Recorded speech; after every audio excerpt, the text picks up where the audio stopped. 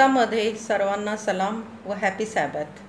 पुन्हा एक वार परमेश्वरानं आपल्या सर्वांना भक्तीची व प्रार्थनेची संधी दिली, म्हणून आपण परमेश्वराचे आभार मानू व त्याच्या नावाला धन्यवाद देऊ। प्रभू येशू ख्रिस्ताच्या गोड आणि पवित्र नावामध्ये शाबास शाळेमध्ये आपल्या सर्वांचे हार्दिक स्वागत करत आहे। आजच्या मिशन स्टोरीचा मथळा आहे खुनी आई, आणि आजची ही गोष्ट भारतात घडलेली खरी गोष्ट आहे। मारियाची आई फार चिडली ज्यावेळेस हमांडोकडून तिला कळाले की मारियाजवळ बायबल आहे। मारियाचे शिक्षण हे बिहार ख्रिस्ती संस्थेमध्ये झाले होते, कारण तिला व्हायचे नव्हते। आई मारियाच्या घरी गेली आणि विचारले, बायबल कोठे आहे? मारियाने सांगितले, ते तिच्या खोलीत आहे असे सांगितले, पण ते तिला सापडले नाही। मारियाने स्वतः बायबल टेबलावर असल्याचे दाखवले। पुढच्या शाबाती मारियाला चर्चला गेली, त्यामुळे त्या दिवशी तिला कामाला जाता आले नाही।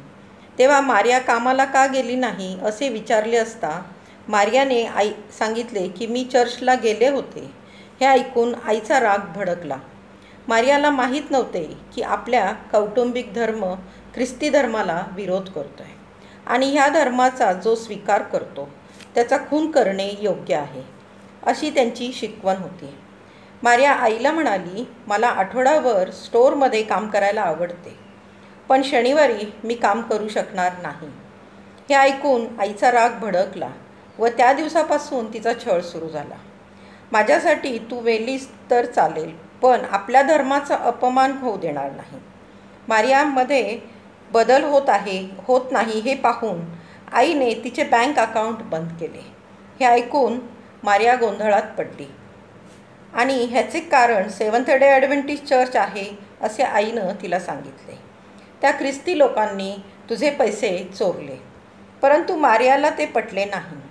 मारियाने चर्चमध्ये ही शिकली होती की ज्यावेळेस आपल्यावर संकट येतात त्यावेळेस प्रभू येशू ख्रिस्ताची प्रार्थना करावी। आईद्वारे मारियाची छळवणूक सुरू होती। आईने मारियाच्या पतीला जो जर्मनीमध्ये आपल्या दुसऱ्या पत्नीबरोबर राहत होता त्याला ही हकीकत सांगितली।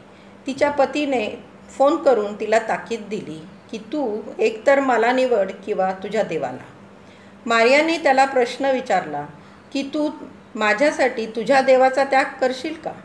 तो म्हणाला, कधीच नाही। मग तू मला का सांगतो असे मारियानं विचारले। त्यानंतर त्याने मारियाशी संपर्क तोडला। मारिया आपल्या विचारांशी आणि विश्वासाशी भक्कम आहे हे पाहून मारियाच्या आईने एक कठीण निर्णय घेतला, तो म्हणजे मारियाचा खून। तिच्याकडे एवढाच एक पर्याय उरला होता। काही दिवसांनी मारियाची आई तिच्या घरी गेली व तिच्यासाठी तिच्या आवडीचे पदार्थ तयार केले व त्यामध्ये विष मिसळून ते टेबलावर ठेवले। मारियाला खूप भूक लागली होती, पण ती आईला म्हणाली, मी आंघोळ केल्यावर जेवते, तू जा, मी जेवून घेते। अचानक एक मांजर घरात आली आणि त्या अन्नाचे भांडे खाली पडले। ही मांजर कोणाची होती माहीत नव्हते। त्या रात्री मारियाच्या आईचा फोन आला आणि कशी आहेस म्हणून विचारले। तिने सांगितलं की मी चांगली आहे। हे ऐकून आईला आश्चर्य वाटले। काही दिवसांनी मारियाच्या चुलत भावानं तिच्या पाण्याच्या बाटलीमध्ये विष मिसळले, त्यामुळे मारियाचे पोट फार दुखू लागले। तिच्या चुलत भावानं तिच्या पाण्यात विष टाकल्याचे सांगितले। तो म्हणाला, एका तांत्रिकानं मला हे सांगितले होते की याद्वारे तुझे शरीर शुद्ध होईल। मारियानं ताबडतोब सेवन्थ डे ॲडव्हेंटिस्ट चर्चचे पास्टरांना प्रार्थनेसाठी बोलवले। त्यांनी तिला चारकोलच्या गोळ्या दिल्या। त्या दिल्यानंतर तिला एक उलटी झाली। त्याच दिवशी तांत्रिकानं फोन करून मारिया कशी आहे विचारले, तेव्हा मारिया स्वतः बोलत आहे हे ऐकून त्याला आश्चर्य वाटले। आईने हे ऐकून दुसऱ्या एका चुलत भावाची मदत घेतली। तो त्याच्या मित्रासोबत सिरिंजमध्ये विष घेऊन आला आणि मारियाच्या डाव्या हातात टोचले। मारियाच्या घरात काम करणाऱ्या बाईला मारिया बेशुद्ध असल्याचे समजले। तिने लगेच पास्टरांना फोन केला। पास्टर व 2 एल्डर वडील मारियाच्या घरी आले। त्यांनी प्रार्थना केल्यानंतर मारियाला उलट्या झाल्या आणि ती बरी झाली। आणि देवानेच तिला वाचवले ह्यावर तिचा विश्वास भक्कम झाला, कारण देव त्याच्या लेकराची काळजी घेतो. येशूला एखादी घटना घडण्याअगोदर समजते असा तिचा विश्वास आहे, कारण स्तोत्रसंहिता 38:20 असे म्हणते, देव आम्हाला संकटातून मुक्त करणारा देव आहे आणि मृत्यूपासून सोडवणारा प्रभू परमेश्वर आहे. ह्या तिमाहीचा 13व्या शाबाताच्या वर्गणीचा उपयोग कोबया अकॅडमिक शाळा कोणार्के येथे बांधण्याकरता होणार आहे. कृपया आमच्यासाठी प्रार्थना करा. आमेन.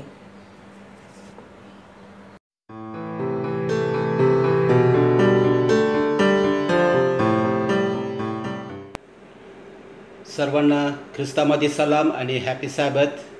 पुन्हा एक वार परमेश्वराने आपल्या सर्वांना त्याच्या वचनाचा अभ्यास करण्याची एक महान अशी संधी दिलेली आहे, म्हणून आपण परमेश्वराचे आभार मानूया.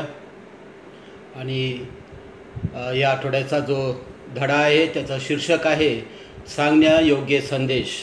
त्या अगोदर आपण एक छोटीशी प्रार्थना करूया. स्वर्गातील पवित्र पवित्र परमेश्वरा, आज या सुंदरशा शाबात दिनी, तुझ्या पवित्र दिनी प्रभू, तुझ्या वचनाचा अभ्यास करण्याची संधी तू आम्हाला देत आहेस म्हणून तुझा आभार मानतो. प्रभू, आज आम्ही तुझ्या वचनाचा अभ्यास करत असताना पवित्र आत्म्याद्वारे तू आमचं मार्गदर्शन कर आणि या शाबाताचा आशीर्वाद तू आम्हाला प्रत्येकाला दे. येशू ख्रिस्ताच्या गोडम प्रिय नावाने मागतो म्हणून तू ऐक. आमेन. पण आजचं जे सुवर्ण वचन आहे ते आहे प्रगटीकरण 14:6 आणि 7 म्हणत आहे, नंतर मी दुसरा एक देवदूत अंतराळच्या मध्यभागी उडताना पाहिला. त्याच्याजवळ पृथ्वीवर राहणारे जन म्हणजे प्रत्येक राष्ट्र, वंश, भाषा व लोक या सांगावया सार्वकालिक स्वार्थ होती. तो मोठ्याने म्हणाला, देवाची भीती बाळगा व त्याचं गौरव करा, कारण त्याची न्यायनिवाडा करावयाची घटिका आली आहे.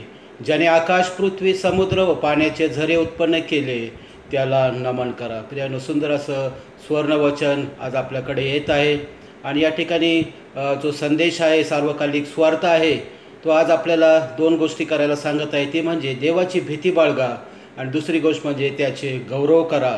कारण ह्याचं कारणसुद्धा आजच्या वचनामध्ये आपल्याला दिलेलं आहे. ते म्हणत आहे की त्याची न्यायनिवाडा करावयाची घटिका जवळ आलेली आहे आणि याच कारणास्तव आपण त्याची म्हणजे देवाची भीती बाळगली पाहिजे व त्याला आम्ही गौरव दिला पाहिजे. पुढं वचन हे देखील म्हणत आहे की ज्याने आकाश, पृथ्वी, समुद्र पाण्याचे झरे उत्पन्न केले त्याला नमन करा. म्हणजे प्रियानो, जो निर्माणकर्ता आहे आपला, आम्ही त्याचीच केवळ भक्ती केली पाहिजे. पुढं आपण पाहणार आहोत धडा आपल्याला काय सांगत आहे. ख्रिस्ताच्या प्रायश्चित्ताचे मरण वैश्विक होते. म्हणजे याचा अर्थ की त्याचं जे मरण होतं ते युनिव्हर्सल होतं, वैश्विक होतं. म्हणजे याचा अर्थ आतापर्यंत होऊन गेलेले सर्व लोकांसाठी, जे लोक आजपर्यंत या जगामध्ये होऊन गेलेले या सर्व लोकांसाठी प्रभू येशू ख्रिस्त मेलेला आहे. मग ते केव्हा आणि कुठे झाले म्हणून शुभवर्तमान प्रत्येक भाषेचे लोक, संस्कृती आणि पार्श्वभूमी यांच्याशी बोलतो. जे प्रत्येक भाषेचे लोक आहेत, त्यांची जी संस्कृती आहे, त्यांची जी पार्श्वभूमी, अशा प्रत्येक लोकांसाठी आज परमेश्वर बोलू इच्छित आहे. ते वंशिक भेदाला जोडते. ही अमूल्य अशी स्वार्थ आहे की येशूने आपले जीवन, मरण आणि पुनरुत्थान यात नरकाचे अधिपती व सामर्थ्य यावर विजय मिळवलेला आहे. प्रियानो, ह्या ठिकाणी धडा सांगत आहे की ही अमूल्य अशी स्वार्थ आहे जे येशूविषयी, आणि त्याने आपले जे जीवन आहे, मरण आणि पुनरुत्थान याविषयी आज आपण विचार करणार आहोत. आणि एवढंच नाही तर यात नरकाचे जे अधिपती व सामर्थ्य यावर विजय मिळवलेला आहे. म्हणजे सैतानावरती परमेश्वराने विजय मिळवलेला आहे. शुभवर्तमान हे सर्व येशूविषयी आहे. जे शुभवर्तमान आहे, जे 4 पुस्तके नवीन करारामध्ये आहेत, मत्तई, मार्क, लूक आणि योहान, हे संपूर्ण शुभवर्तमान हे सर्व येशूविषयी आहे. तो आम्हासाठी मरण पावला आणि तो आम्हासाठी जगतो आहे. आपण पाहत आहोत की प्रभू येशू ख्रिस्त आमच्या सर्वांच्या पापासाठी तो मरण पावलेला आहे आणि आत्ता सध्या तो स्वर्गामध्ये आहे. आणि तो पुन्हा आपणास पापाच्या वास्तव्यापासून सोडविण्यात येत आहे. या ठिकाणी आपण पाहतो की एकदा तो आम्हास पापाची शिक्षा आणि सत्ता यापासून सोडण्यास आलेला आहे. प्रथम जेव्हा येशू ख्रिस्त या भूतलावरती आलेला आहे, तो आमच्या पापापासून आम्हाला सोडवण्यासाठी पहिल्यांदा या जगामध्ये तो आलेला आहे. आणि तो पुन्हा आपणास पापाच्या वास्तव्यापासून सोडवण्यास येत आहे, म्हणजे आपल्या सर्वांना स्वर्गाला घेऊन जाण्यासाठी तो येत आहे. ज्या मरणास आम्ही पात्र होतो ते त्यांनी स्वतःवर घेतलेलं आहे. खरं तर आम्हाला ते मरण यायला पाहिजे होतं, परंतु येशू ख्रिस्ताने आपलं मरण त्याच्यावरती घेतलेले आहे. आपले पाप त्यांनी त्या क्रूसखांबावरती आपल्यासाठी घेतलेले आहेत. ज्या मरणास आम्ही पात्र होतो ते त्यांनी स्वतःवर घेतले की त्याची इच्छा असलेले जीवन आम्ही जगावे. ख्रिस्तामध्ये आम्ही नीतिमान ठरविलेले, पवित्र केलेले व एके दिवशी गौरवित केलेले असे असू. ख्रिस्तामध्ये प्रियानो आम्ही नीतिमान असे ठरवले गेलेले आहोत, पवित्र असे ठरवले गेलेले आहोत आणि तो एक दिवस येणार आहे, त्या दिवशी आम्ही सर्वजण गौरवित केले जाणार आहोत. बायबल येशूच्या 2 येण्यावर प्रकाश टाकते. सुरुवातीलाच आपण पाहिलेलं आहे. या ठिकाणी पुन्हा एकवार पाहत आहोत की बायबल येशूच्या 2 येण्यावरती प्रकाश टाकते. पहिलं म्हणजे एकदा तो आम्हास पापाच्या शिक्षेतून सोडविण्यास आलेला आहे आणि दुसरं म्हणजे आणि तो आता घरी घेऊन जाण्यासाठी येईल, जे त्याने अमर्यादा अशा किमतीने खरेदी केलेली आहे. दुसऱ्यांदा जेव्हा परमेश्वर येणार आहे तो आम्हा सर्वांना त्या स्वर्ग नगरीमध्ये घेऊन जाण्यासाठी येणार आहे. बायबलचे शेवटचे पुस्तक प्रकटीकरण विशेष प्रकारे जगाला येशूच्या येण्यासाठी तयार करण्यासाठी लिहिण्यात आलेलं आहे. हे शेवटलं पुस्तक आहे बायबलमध्ये. प्रकटीकरण हे खास हेतुस्तव लिहिण्यात आलेलं आहे आणि ते म्हणजे येशूच्या येण्यासाठी आम्हा सर्वांना तयार करण्यासाठी हे पुस्तक लिहिण्यात आलेलं आहे. या पिढीसाठी हा तातडीचा संदेश आहे. आजची जी पिढी आहे या सर्व पिढीसाठी हा तातडीचा संदेश आहे. या आठवड्याच्या धड्यामध्ये आपण 21व्या शतकातील समकालीन समाजातील प्रगटीकरणाची संपर्कता याविषयी अभ्यास करणार आहोत. एकत्रितपणे आपण येशूच्या आपल्या अंतिम काळातील मंडळीला त्याचा अंतिम समयासाठी संदेश गाजवण्यासाठी आव्हान याचा नव्याने शोध घेणार आहोत. या ठिकाणी जी अंतिम मंडळी, शेवटली मंडळी आहे आणि या मंडळीकडे जो शेवटला संदेश आहे हा गाजवण्यासाठी एक मोठं आव्हान आज आपल्या पुढे आहे आणि या आव्हानाचाच आपण नव्याने शोध घेणार आहोत. या आठवड्यामध्ये रविवारच्या भागामध्ये आपण जाणार आहोत. त्याचा शीर्षक आहे पेत्राचा वर्तमानातील सत्याचा संदेश. पेत्राचा वर्तमानातील सत्याचा संदेश. या ठिकाणी धडा आपल्याला सांगत आहे की तारणाच्या सर्व इतिहासामध्ये देवाने नियमितपणे एक विशेष संदेश भविष्यवाणीच्या शब्दाद्वारे जे काय येणार होते त्यासाठी लोकांची तयारी व्हावी म्हणून संदेश पाठवला. वेळोवेळी आपण पाहिलेलं आहे की परमेश्वराने लोकांची तयारी व्हावी आणि जे काय पुढं घडणार आहे त्यांना माहीत व्हावं यासाठी भविष्यवाणीच्या शब्दाद्वारे त्यांनी लोकांना सर्व गोष्टी कळवलेल्या आहेत. देव कधीच बेसावध नसतो असा धडा आज आपल्याला सांगत आहे. देव कधीच बेसावध नसतो. तो आपल्या लोकांना भविष्यासाठी तयार करतो. त्यासाठी तो आपले संदेश ते पाठवितो व न्यायनिवाडा येण्यापूर्वी आपला संदेश प्रगट करतो. ह्या ठिकाणी आपल्याला पाहायला मिळत आहे की परमेश्वर काय करतो, आपले संदेश ते पाठवून आपला संदेश लोकांपर्यंत पोहोचवत आहे. या ठिकाणी काय उदाहरणं दिलेले आहेत आपण पाहणार आहोत की महापूर येण्यापूर्वी देवाने नोहाद्वारे संदेश पाठविला होता की महापूर येत आहे. आपल्याला माहिती आहे की नोहाने 120 वर्ष त्या ठिकाणी संदेश दिलेला आहे. लोकांना सांगितलेलं आहे की असं होणार आहे. याविषयी लोकांना त्यांनी कळवलेलं आहे. दुसरं उदाहरण या ठिकाणी दिलेलं आहे ते म्हणजे इजिप्तमध्ये देवाने योसेफला पुढे आणले की त्याने सुकाळाच्या 7 वर्षात येणाऱ्या दुष्काळाची तयारी करावी. या ठिकाणी इजिप्तमध्ये योसेफला पाठवलं होतं जेव्हा सर्व काही व्यवस्थित चालू होतं. त्या ठिकाणी काळ चांगला होता. सुकाळाच्या त्या 7 वर्षामध्ये जो येणारा दुष्काळ होता त्याची तयारी करण्यासाठी योसेफला पुढं पाठवण्यात आलेलं आहे.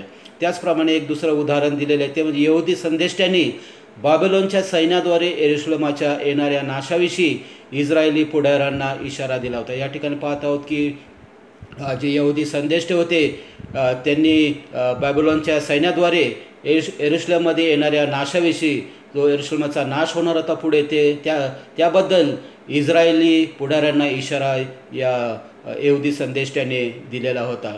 आणि चौथं उदाहरण या ठिकाणी आपण पाहत आहोत की बाप्तिस्मा करणाऱ्या योहानाच्या पश्चातापाच्या संदेशाद्वारे राष्ट्राला येशूच्या पहिल्या येण्यासाठी तयार केले. या ठिकाणी येशू ख्रिस्ताचं येणं होण्याअगोदर आपण पाहत आहोत की बाप्तिस्मा करणारा योहान त्यांनी येशूसाठी मार्ग तयार केलेला आहे आणि येशू येत आहे हा संदेश सर्व राष्ट्राला त्या ठिकाणी त्यांनी दिलेला आहे.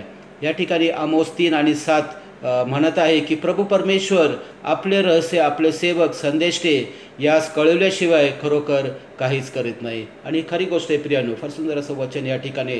परमेश्वर जे काय करतो ते आपल्याला कळवतो किंवा आधी आपल्याला सूचना देतो, तो आपल्याला सांगतो की पुढं काय होणार आहे. आणि विशेष करून त्याचे जे सेवक आहे संदेष्टे आहे यास कळवल्याशिवाय खरोखर परमेश्वर कोणतीही गोष्ट करत नाही असा धडा आपल्याला या ठिकाणी स्पष्टरीतीने सांगत आहे. पुढे आपण धड्यामध्ये जाणार आहोत आणि पाहत आहोत की पहिल्या शतकासाठी सार्वकालिक महत्त्वाचा संदेश हा होता की ख्रिस्त आला आहे. पहिल्या शतकामध्ये हा संदेश देण्यात आला होता की ख्रिस्त आला आहे. ख्रिस्ताच्या बलिदानाद्वारे वधस्तंभावर देवाची प्रीती प्रगट करण्यात आलेले आहे. ख्रिस्ताची आम्हासाठी जी प्रीती आहे प्रियानो ती त्या वधस्तंभावरती प्रगट करण्यात आली आहे. जरी पापाचे वेतन मरण असले तरी ख्रिस्ताद्वारे सर्वांसाठी सार्वकालिक जीवन सुरक्षित करण्यात आलेले. आपण पाहतो की जेव्हा आदाम आणि हवेने पाप केलेले आहे त्या पापाचं वेतन मरण असं आलेलं आहे. तो पहिला आदाम होता, परंतु दुसरा आदाम येशू ख्रिस्ताद्वारे सर्वांसाठी आता सार्वकालिक जीवन हे सुरक्षित करण्यात आलेले आहे. ही आनंदाची बातमी आहे प्रियानो. आणि विश्वासाद्वारे ते आपणास मिळेल किंवा नाही ती आपली निवड आहे. आपण निवड करायची आहे. विश्वासाद्वारे आपल्याला सार्वकालिक जीवन पाहिजे किंवा न पाहिजे. या ठिकाणी धडा सांगत आहे की हा यरुशलेममधील तारणाचा संदेश कधीच कालबाह्य होणार नाही. हे प्रत्येक पिढीसाठी वर्तमानातील सत्य आहे. तसंच या ठिकाणी आपण पाहत आहोत की रोमकारसपत्र 3 आणि 23 म्हणत आहे, कारण सर्वांनी पाप केले आहे आणि ते देवाच्या गौरवाला उणे पडले आहेत, कमी पडलेले आहेत. सर्व लोकांनी पाप, असा एकही व्यक्ती या जगामध्ये नाही की ज्याने पाप केलेलं नाही. पवित्र शास्त्र आपल्याला स्पष्टरीतीने सांगत आहे की सर्वांनी पाप केलेलं आहे आणि देवाच्या गौरवाला आपण काय झालेलो आहोत, उणे पडलेलो आहोत. जर एखादा व्यक्ती म्हणत आहे की मी कधीच पाप केले नाही किंवा माझ्यामध्ये काहीच पाप नाही, तर प्रियांनो तो खरं बोलत नाही. कारण की पवित्र शास्त्र आपल्याला सांगत आहे की सर्वांनीच पाप केलेले आहे. तसेच आपण पाहतो की इफिसकारासपत्र 2 आणि 8 म्हणत आहे, कारण कृपेनेच विश्वासाच्या द्वारे तुमचे तारण झाले आहे. होय प्रियांनो, प्रभू येशू ख्रिस्ताच्या कृपेने, देवाच्या कृपेने आणि विश्वासाच्या द्वारे आपल्या सर्वांचं तारण झालेलं आहे. म्हणून प्रभूमध्ये आपण आनंद करूया. आणि हे तुमच्या हातून झाले असे नाही, तर हे देवाचे दान आहे. प्रियानो, हे सर्व जे होत आहे किंवा झालेलं आहे, आपलं तारण झालेलं आहे, हे आपल्या हातून झालेलं आहे असं मुळीच नाही, तर हे देवाचे दान आहे. ते फुकट आम्हाला देव केलेलं आहे. फक्त आपण त्याच्यावरती विश्वास ठेवला पाहिजे आणि देवाच्या कृपेने आपल्या सर्वांना सार्वकालिक जीवन हे मिळणार आहे. पुढे आपण धड्यामध्ये जाणार आहोत आणि पाहणार आहोत काय धडा सांगत आहे. बायबलचे शेवटचे पुस्तक प्रगटीकरण येशू आणि त्याचे सार्वकालिक तारण यास अंतिम काळाच्या संदेशामध्ये त्याच्या लवकर येण्यासाठी तयार करते. बायबलचे जे शेवटलं पुस्तक आहे प्रगटीकरण, आपण पाहत आहोत की येशू आणि त्याचे सार्वकालिक तारण यास अंतिम काळाच्या संदर्भामध्ये त्याच्या लवकर येण्यासाठी आपल्या सर्वांची तयारी करत आहे. हे फार महत्त्वाचं पुस्तक आहे प्रगटीकरण, आणि मला वाटतं आपण बारकाईने या पुस्तकाचा अभ्यास केला पाहिजे. येशू आपल्या पित्याच्या शिलाचा खरा साक्षीदार आहे. आपण पाहत आहोत की येशू कोण आहे, तर येशू हा आपल्या पित्याचा शिलाचा खरा साक्षीदार आहे. तो पृथ्वीवरील राजांचा अधिपती आहे. केवळ तोच आहे ज्याने आम्हावरती प्रीती केली आणि आपल्या रक्ताने आमची पापे धुतली आणि आम्हास त्याने देवासाठी व पित्यासाठी राजे आणि याजक असे बनवलेले आहे. हो प्रियानो, पृथ्वीवरील राजांचा तो अधिपती आहे आणि केवळ तोच आहे ज्याने आम्हावरती प्रीती केलेली आहे आणि आपल्या रक्ताने त्याने आपले सर्व पाप धुवून काढलेले आहे आणि त्याने देवासाठी व पित्यासाठी राजे आणि याजक असे आम्हाला बनवलेले आहे. तसंच प्रगटीकरण 1 आणि 1 आणि पहिला वचन ते 6वं वचन जर तुम्ही वाचलं तर त्या ठिकाणी तुम्हाला समजणार आहे की देवाची प्रीती काय आहे किंवा त्याने आपल्यावरती कशा प्रकारे प्रीती केलेली आहे. आणि दुसरी गोष्ट म्हणजे येशूने आपल्या रक्ताने आपल्या सर्व पाप त्यांनी धुवून काढलेले आहे व पापातून आम्हा सर्वांना मुक्त केलेले आहे. हे प्रगटीकरण याचा पहिला अध्याय 1 ते 6 मध्ये आपल्याला वाचायला मिळेल. पुढे आपण सोमवारच्या भागामध्ये जाणार आहोत आणि त्याचं शीर्षक आहे प्रगटीकरणाच्या अंतिम काळातील केंद्रस्थान. आपण या ठिकाणी पाहत आहोत की जे शुभवर्तमान आहे, चारही शुभवर्तमान मत्तई, मार्क, लूक आणि योहान, हे जे शुभवर्तमान ख्रिस्ताच्या पहिल्या येण्यावर केंद्रित आहे. चारही शुभवर्तमान हे ख्रिस्ताच्या येण्यावरती केंद्रित आहेत. ते त्याचा जन्म, त्याचे जीवन आणि सेवा कार्य आणि त्याचे मरण व पुनरुत्थान याची गोष्ट सांगतात. हे चारही शुभवर्तमान प्रभू येशू ख्रिस्ताचं जो जन्म झालेला आहे त्याविषयी सांगत आहे, त्याचं जे जीवन आहे, त्याचे जे सेवा कार्य आहे आणि त्याचे मरण व पुनरुत्थान याची ती गोष्ट आपल्या सर्वांना सांगत आहेत. जरी ते त्याच्या दुसऱ्या येण्याविषयी बोलत असले तरी त्यावर त्यांचा मुख्य भार नाही. जरी हे चारही पुस्तकं दुसऱ्या येण्याविषयी आपल्याला सांगत आहे, बोलत आहे, तरी त्यावर त्यांचा मुख्य भार नाही. तर आपण पाहत आहोत की प्रकटीकरणाच्या पुस्तकाचा मूलभूत केंद्रबिंदू शतकानुशतके दीर्घ संघर्षाचा कळस आहे. याची प्रत्येक मुख्य भविष्यवाणी आपल्या प्रभूच्या गौरवी येण्याने संपते. पुढे आपण पाहणार आहोत की धडा आपल्याला काय सांगत आहे. प्रकटीकरणाच्या पुस्तकाच्या पहिल्या अध्यायापासून ते शेवटच्या अध्यायापर्यंत प्रत्येक भविष्यवाणीचा उत्कर्ष बिंदू येशूचे येणे आहे.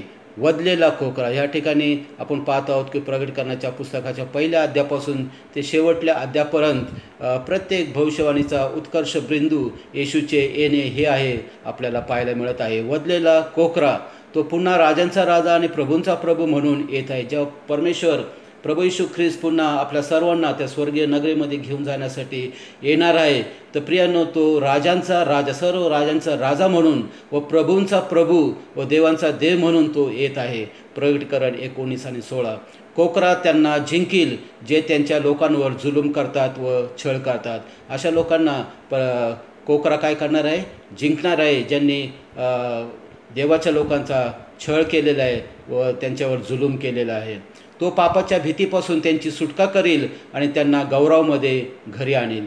तो या ठिकाणी धडा आपल्याला सांगत आहे की तो काय करणार आहे? पापाच्या भीतीपासून त्यांची सुटका करणार आहे आणि त्यांना सर्वांना गौरवामध्ये घरी घेऊन येणार आहे. बरे आणि वाईट यातील संघर्ष तेव्हा संपेल. या ठिकाणी आपण पाहत आहोत की बरे आणि वाईटामध्ये जो संघर्ष चालू आहे, अंधार आणि प्रकाशामध्ये जो महान संघर्ष चालू आहे, सैतान आणि ख्रिस्तामध्ये जो महान संघर्ष चालू आहे, तो संपणार आहे आणि त्यानंतर पृथ्वी नवीन केली जाईल असा धडा आपल्याला सांगत आहे.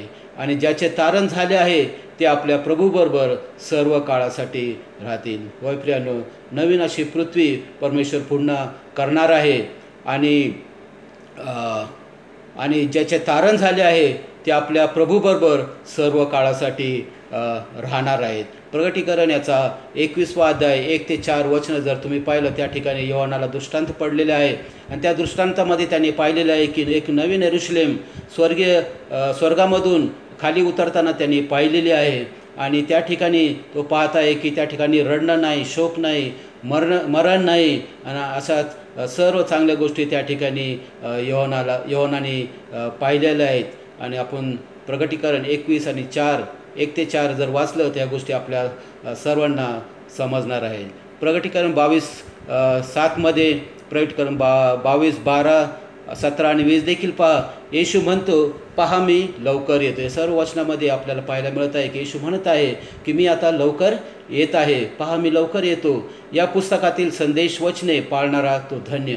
हे जे पुस्तक आहे प्रकटीकरणाचं, बायबलचं शेवटलं पुस्तक आहे आणि या पुस्तकामधील जे संदेश वचनं आहेत, जे काय परमेश्वराने सर्व गोष्टी सांगितलेल्या आहेत, ते जर आम्ही पाळल्या तर आम्ही धन्य असे होणार आहोत, आशीर्वादित असे होणार आहोत. म्हणून येशूचे सर्व मानवजातीला अंतिम आव्हान हे आहे की त्याच्या प्रीतीला प्रतिसाद द्या.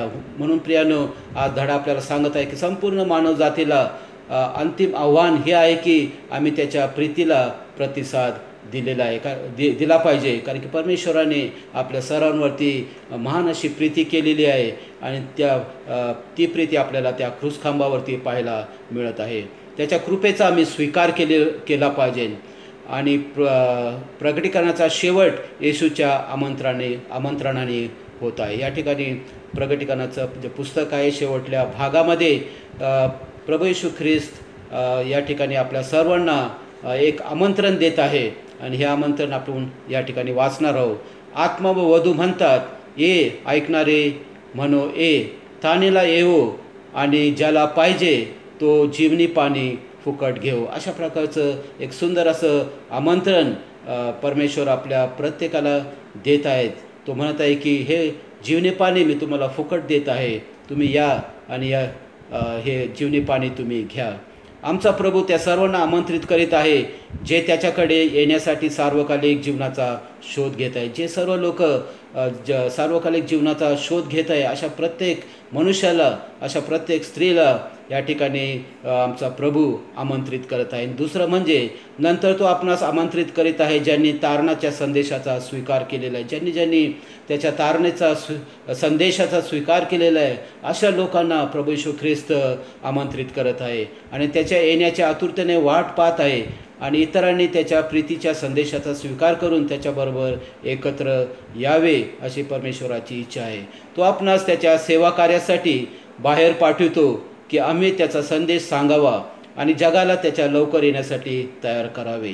होय प्रियानो, परमेश्वर आज त्याच्या लोकांना, त्याच्या विश्वासू लोकांना जगामध्ये पाठवत आहे हा संदेश देण्यासाठी आणि सर्व जगाची तयारी करण्यासाठी परमेश्वर आज प्रत्येकाला बाहेर पाठवत आहे. येशूबरोबर त्याच्या जगाच्या सेवा कार्यात बरोबर अंतिम दिवसातील तारणाच्या योजनेला सहकार्य करणे यापेक्षा अधिक पूर्णत्व असे काही नाही. या ठिकाणी धडा आज आपल्याला सांगत आहे की परमेश्वराबरोबर या तारणाच्या योजनेमध्ये आम्ही प्रत्येकाने सहकार्य केलं पाहिजे आणि यापेक्षा मोठं कोणतंही काम नाही असा धडा आज आपल्याला या ठिकाणी स्पष्टरीतीने सांगत आहे. आपण मंगळवारच्या भागामध्ये जाणार आहोत.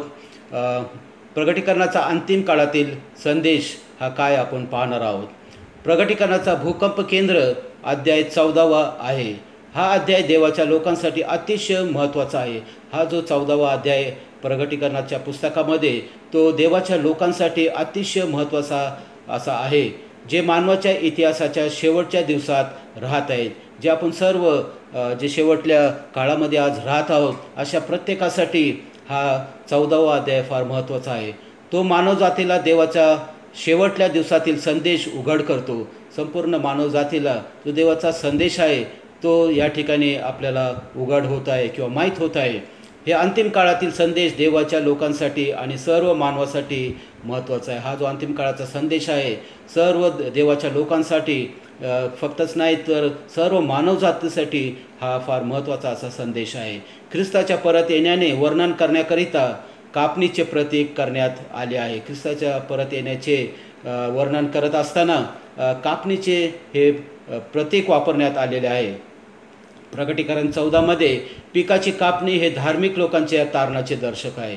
पिकाची जी कापणीबद्दल जे सांगण्यात आलेले आहे ते धार्मिक लोकांच्या तारणाचे दर्शक आहे आणि अधिक पिकलेले धान्य हे दुष्टांच्या नाशाचे प्रतीक आहे. या ठिकाणी दोन गोष्टी आपण पाहतो. पिकाची कापणी हे धार्मिक लोकांच्या तारणाचे दर्शक आहे आणि अधिक जे पिकलेले धान्य आहे ते दुष्टांच्या नाशाचे प्रतीक आहे. प्रकटीकरण 14:6-12मध्ये शेवटल्या दिवसातील तातडीचा संदेश आहे जो स्त्री पुरुषांना पृथ्वीच्या अंतिम कापणीसाठी तयार करत आहे.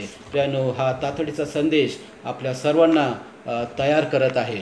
प्रकटीकरण 14मधील पहिल्या देवदूताचा संदेश 21व्या शतकातील पिढीला आव्हान करतो की ज्यांना त्यांच्या जीवनामध्ये हेतू हवा आहे ते देवाच्या कृपेचे शुभवर्तमान सादर करते आणि सर्वांना क्षमा पुरविते. हा जो अध्याय आहे त्याविषयी या ठिकाणी काही गोष्टी सांगितलेल्या आहेत. म्हणत आहे की ते देवाच्या कृपेचे शुभवर्तमान सादर करते आणि सर्वांना क्षमा पुरविते.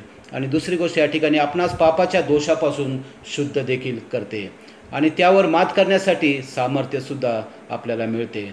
हा संदेश सर्वांची योग्यता दाखवण्यासाठी पाया पुरवते. हा जो संदेश आहे प्रगटीकरण 14व्या अध्यायामध्ये हा संदेश सर्वांची योग्यता देखील दाखवण्यासाठी एक पाया असा पुरवितो.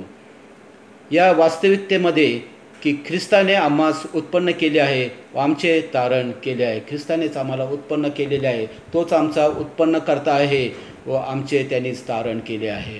देवाच्या अंतिम न्यायनिवाड्यामध्ये एके दिवशी सर्व अन्यायाचा शेवट होईल. या ठिकाणी आपण पाहत आहोत की देवाच्या अंतिम न्यायनिवाड्यामध्ये एके दिवशी सर्व जे वाईट गोष्टी आहेत, सर्व दुष्ट गोष्टी आहेत, जे त्या सर्वांचा नायनाट होणार आहे, अन्यायाचा शेवट होणार आहे आणि याकडे देखील हे 14वा अध्याय निर्देश करत आहे.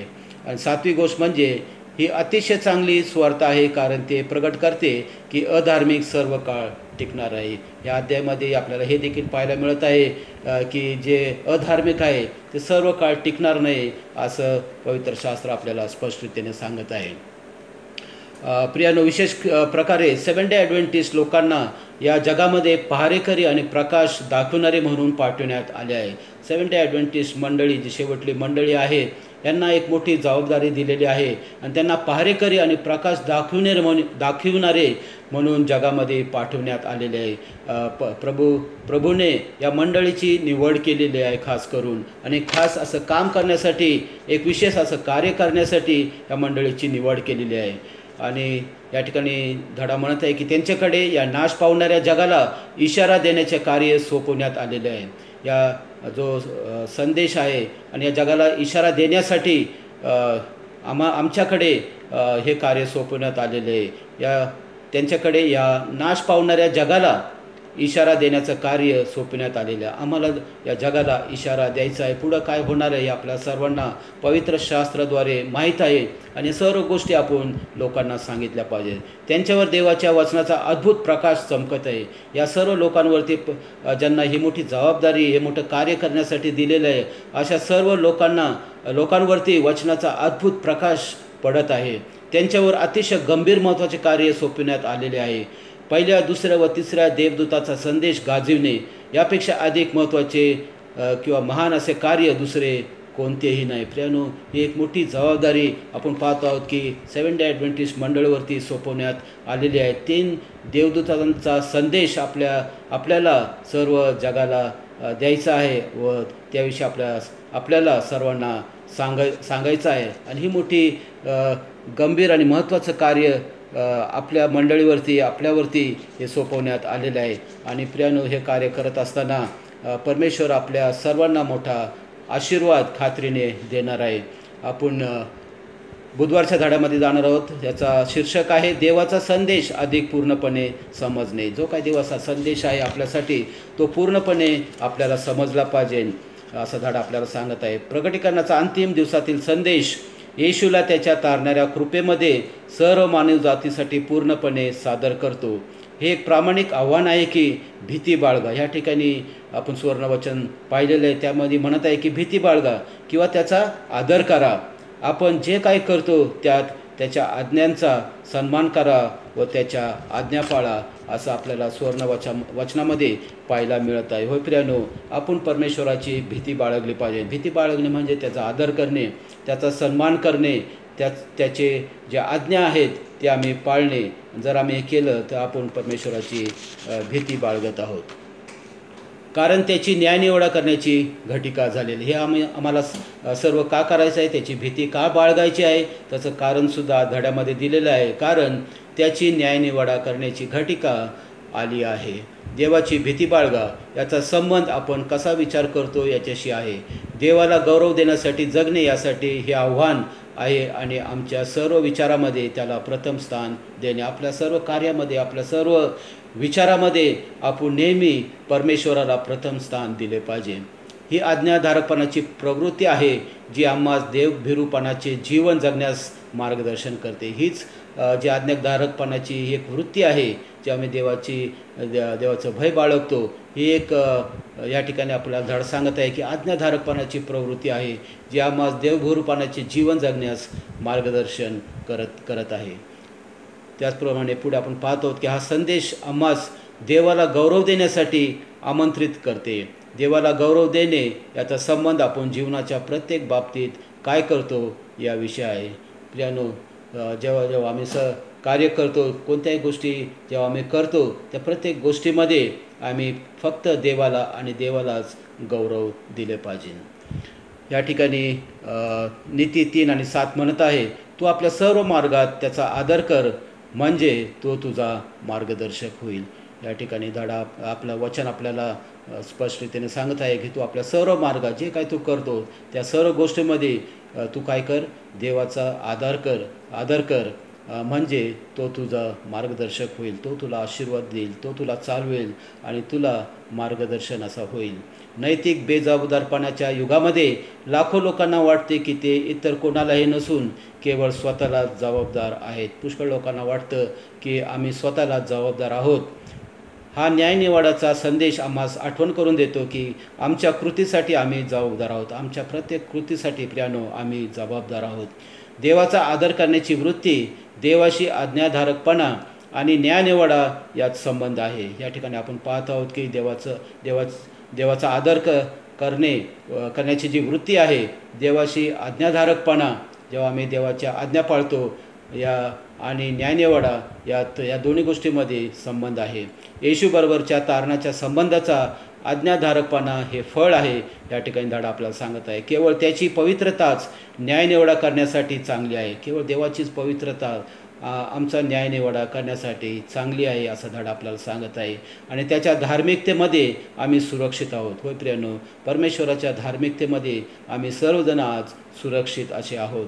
त्याच्या पवित्रतेद्वारेच आम्ही त्याच्या नामाचे गौरव करण्यासाठी जगतो. होय प्रियानो, आमचा देव पवित्र असा आहे आणि म्हणूनच आम्ही त्याचे गौरव करतो आणि आमचं जीवन जगतो. जे काय आम्ही करतो त्या सर्व गोष्टीमध्ये आम्ही फक्त देवाचं आणि देवाचंच गौरव केलं पाहिजे. प्रियानो, आपण शेवटल्या भागामध्ये जाणार आहोत आणि या ठिकाणी पाहणार आहोत अधिक विचारामध्ये. जसे देवाने पुरातन इस्रायलांना बोलवले होते तसेच त्याने आपल्या मंडळीला देखील बोलावले आहे.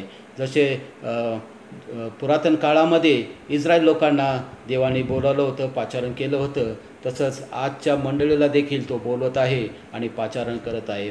पृथ्वीवर एक प्रकाश म्हणून उभे राहण्यासाठी परमेश्वर आज प्रत्येकाला बोलवत आहे. पृथ्वीवर आम्ही एक प्रकाश म्हणून राहिलं पाहिजे आणि जो काय प्रकाश आपल्याला मिळालेला आहे तो प्रकाश आम्ही इतरांना दिला पाहिजे. आणि अशा सर्व गोष्टी करण्यासाठी परमेश्वर बाप आपल्या सर्वांना आशीर्वाद देऊ, हेच ईश्वरचरणी मी आज प्रार्थना करत आहे. आमेन.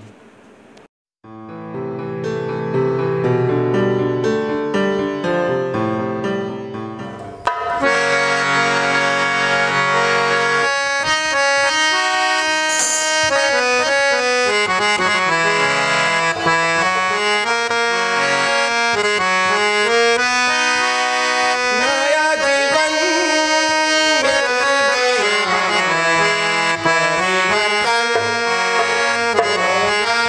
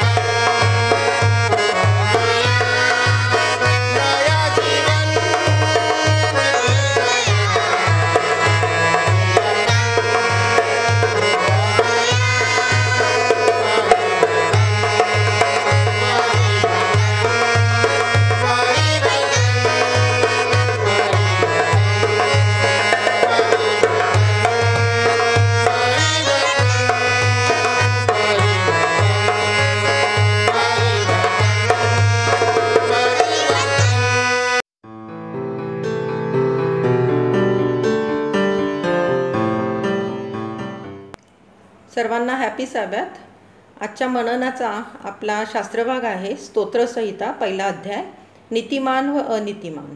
जो पुरुष दुर्जनाच्या मसलतीने चालत नाही, पापीजनाच्या मार्गात उभा राहत नाही आणि निंदकाच्या बैठकीत बसत नाही, तर परमेश्वराच्या नियमशास्त्रात रमतो, त्याच्या नियमशास्त्राचे रात्रंदिवस मनन करतो, तो धन्य. जे झाड पाण्याच्या प्रवाहाजवळ लाविलेले असते ते आपल्या अंगामी फळ देते, ज्याची पाने कोमजत नाहीत, अशा झाडासारखा तो आहे. आणि जे काही तो हाती घेतो ते सिद्धीस जाते. दुर्जन तसे नाहीत, ते वाऱ्याने उडून जाणाऱ्या भुशासारखे आहेत. ह्यामुळे दुर्जन न्यायसमयी टिकावायचे नाहीत. पापीजन नीतिमानाच्या मंडळीत उभे राहावायचे नाहीत, कारण नीतिमानाचा मार्ग परमेश्वराला अवगत असतो, पण दुर्जनाचा मार्ग नष्ट होतो. वाचलेले वचन देवबाप आशीर्वाद करो. आमेन.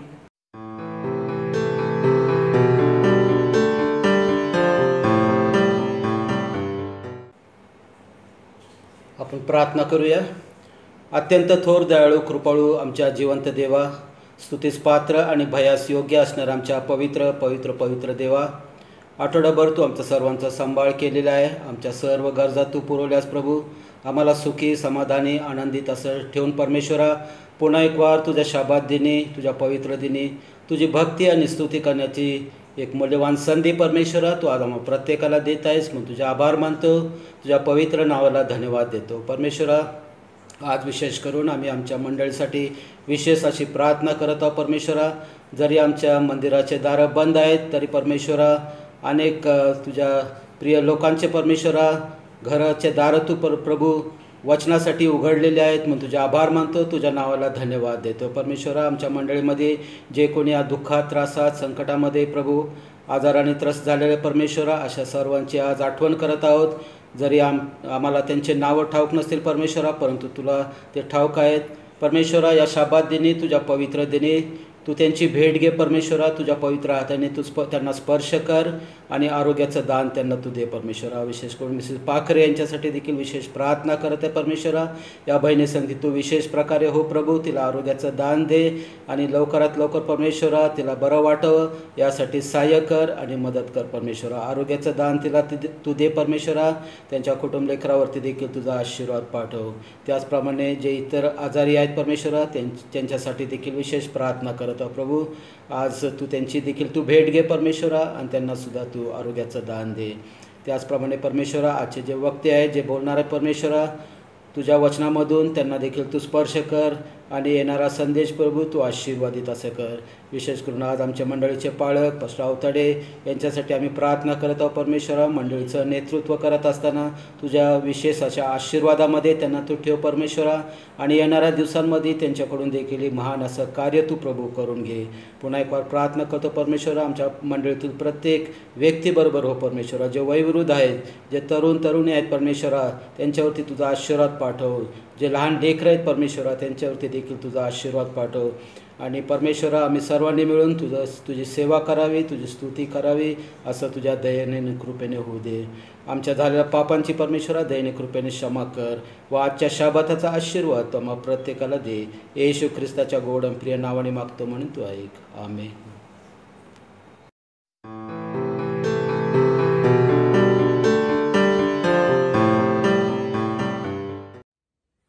प्रियजन हो, येशू ख्रिस्ताच्या नावामध्ये मी आपल्या सर्वांचं हार्दिक स्वागत करत आहे. सर्वांना शाबाताचा सलाम.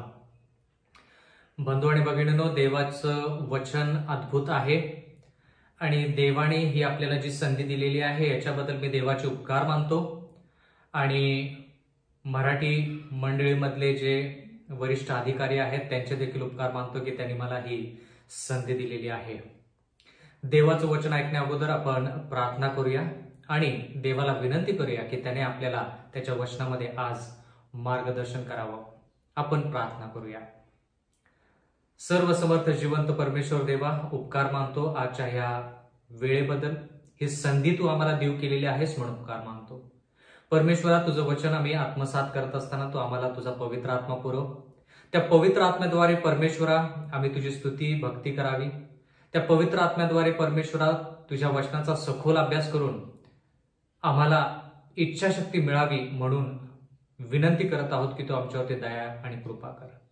मागत आहोत परमेश्वरा की इथून पुढची वेळ आमचं जे अध्ययन आहे हे आम्ही तुझ्या हाती सोपवून देत आहोत. आम्हाला तू ज्ञान, बुद्धी, चातुर्य पुरव आणि परमेश्वरा ह्या वचनाद्वारे, या संदेशाद्वारे आमच्या अंतःकरणामध्ये, आमच्या आयुष्यामध्ये संजीवनी घडून यावी म्हणून कळकळीची नागराची विनंती करत आहोत. नम्र विनंती येशूच्या नावात मागतो म्हणून तो ऐक. आमेन. बंधू आणि भगिनींनो, तुम्ही खूप वेळेस असा प्रश्न स्वतःला विचारला असाल किंवा इतरांना देखील तुम्ही विचारला असेल की आजच्या काळामध्ये ख्रिस्ती लोकांना त्रास जास्त प्रमाणामध्ये का होत आहे.